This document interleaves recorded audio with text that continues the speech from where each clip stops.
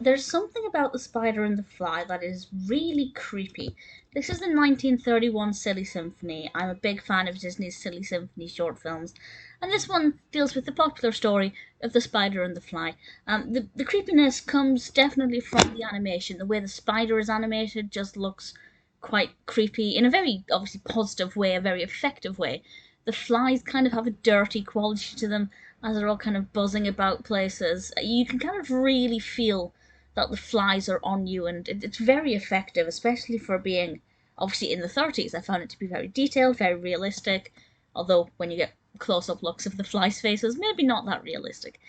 And we have all of these, there are houseflies and dragonflies and different kinds of flies, and they are making a bit of trouble for the spider, which I think is a really interesting bit of role reversal because usually the spider captures the fly. But because there are so many flies, the spider is definitely outnumbered. Who is going to win this battle? I think it's really interesting. It's set like around a house. We have flies in the jam jar.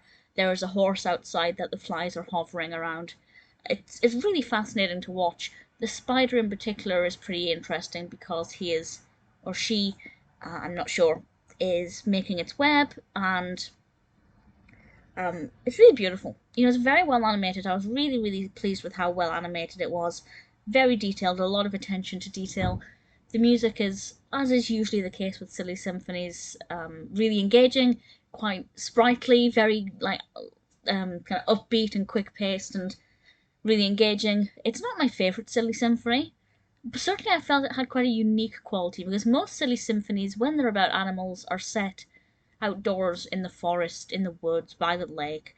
This one having a more domestic setting I thought was a really interesting decision, and I think it worked really well.